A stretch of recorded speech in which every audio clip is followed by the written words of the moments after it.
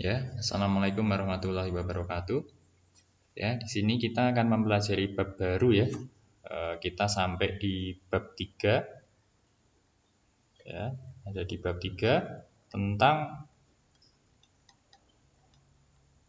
kinematika gerak. Ya. Tapi gerak itu ada banyak ya. Cuman yang di bab 3 ini yang kita bahas adalah kinematika gerak lurus. Nah, nanti di bab 4 ada kinematika yang gerak parabola. Terus nanti di bab 5 ya, ada kinematika gerak melingkar. Nah, di sini kita bahas dulu kinematika gerak lurus. Nah, di sini gerak adalah keadaan di mana suatu benda berubah kedudukan atau posisinya terhadap titik acuan. Nah, sedangkan gerak lurus itu secara garis besar dibagi menjadi dua. Ada gerak lurus beraturan, GLB, dan gerak lurus berubah beraturan, GLBB. Nah, bedanya apa? Nah, di sini saya sampaikan. GLB, gerak lurus beraturan, dan gerak lurus berubah beraturan. Gerak lurus beraturan itu, ya gerakannya beraturan. Maksudnya, gerakan yang V itu kecepatannya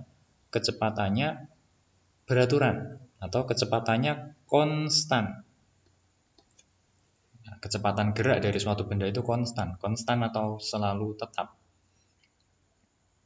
Jadi karena konstan, maka delta V, delta itu perubahannya nol, tidak ada perubahan.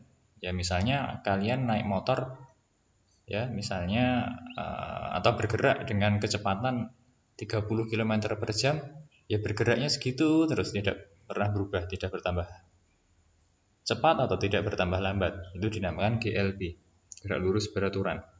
Sehingga misalnya dari suatu titik itu bergerak dengan kecepatan konstan dari titik A ke titik B, bergerak dengan kecepatan konstan V selama waktu T itu waktu ya, time ya, V itu velocity atau kecepatan, maka jarak tempuhnya bisa kita cari S sama dengan V kali T, gitu saja. Nah, S itu di sini adalah jarak tempuhnya. Ya, S-nya jarak. Satuannya meter. Ya. Itu adalah GLB, gerak lurus beraturan. V-nya konstan. Delta V-nya 0, ya tidak ada perubahan, maka percepatannya 0. Karena tidak ada perubahan kecepatan. Karena definisi dari percepatan adalah perubahan kecepatan tiap satuan waktu. Ya. Kemudian kita sekarang bedakan untuk GLBB, gerak lurus berubah beraturan. Berubah beraturan. Yang berubah apanya? Yang berubah gerakannya, ya dalam hal ini V-nya berubah, kecepatannya berubah. Tapi di sini ada garis bawah, beraturan, berubah tapi tetap beraturan. Maksudnya perubahannya itu beraturan, perubahannya konstan. Deltanya konstan. Ya misalnya bergerak dengan kecepatan 30 km per jam, kemudian berubah menjadi 40, menjadi 50, menjadi 60, dan seperti itu. Perubahannya 10 km per jam misalnya, seperti itu. Nah, itu perubahannya konstan. Nah, karena percepatan atau akselerasi itu adalah perubahan kecepatan, maka A-nya konstan. Percepatannya konstan. Konstan itu tetap. Nah, di sini nanti kita bahas nih di materi berikutnya ya, ada GLBB. Ya, persamaannya ada 3 ya, nanti kita bahas lebih lanjut, tapi nggak apa, saya tuliskan dulu bahwa kecepatan akhir suatu benda VT itu adalah kecepatan awal benda bergerak ditambah A dikali T. A itu percepatan. Kemudian VT kuadrat sama dengan V0 kuadrat ditambah 2 dikali A dikali S. S-nya jarak. Dan S sama dengan V0 dikali T ditambah setengah AT kuadrat. Ya, jadi di sini ada 3 persamaan untuk GLBB. Ya. Kemudian untuk contoh soalnya ada di sini. Ya, ada GLB, GLBB, tapi kita bahas yang GLB dulu. Nah, seperti ini. GLB itu adalah gerak lurus beraturan. Tadi kita sudah bahas bahwa gerakannya itu konstan, ya, tadi kecepatannya konstan. Jadi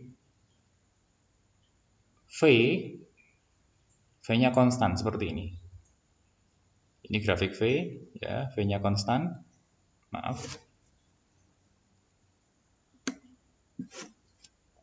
Hubungan antara kecepatan dengan waktu. Nah, ini kecepatannya konstan. Misalnya di sini 20 meter per sekon, ya 20 terus tiap waktu.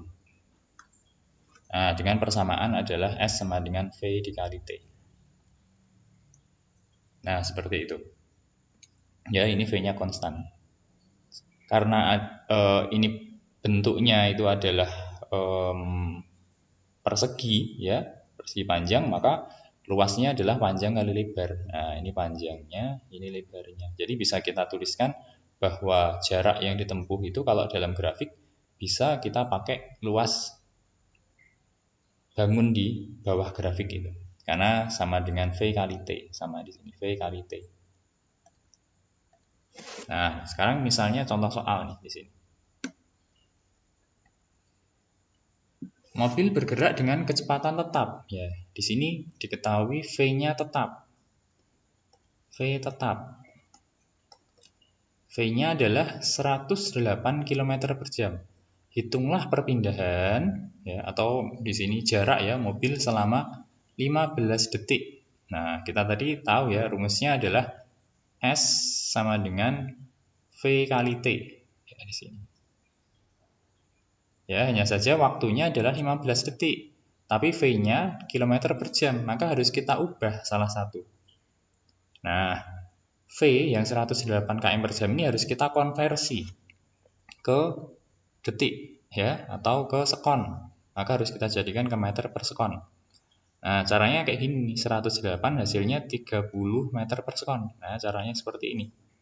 108 km per jam, ya, kita konversi, kita tulis saja 108. Kemudian kilometer, ya, kilometer itu kan dia 1000 meter maksud saya, per jam. Jam itu kan satu jamnya 3600 sekon. Nah, maka kita sederhanakan, kita coret nolnya 2 di sini. Ya, kita coret nolnya 2. 108 sama 36, ya. 108 dibagi 36 kan 3, ya. 3, di sini masih ada 10, maka hasilnya menjadi 30 meter. Meter per sekon. Nah, seperti itu. Maka tinggal V-nya kita masukkan 30 meter per sekon, ya, meter per sekon dikali dengan sekon, maka sekonnya dicoret habis jadi 450 meter. Ya, itu untuk soal gerak lurus beraturan, ya, masih mudah. Kemudian ada soal lagi nih.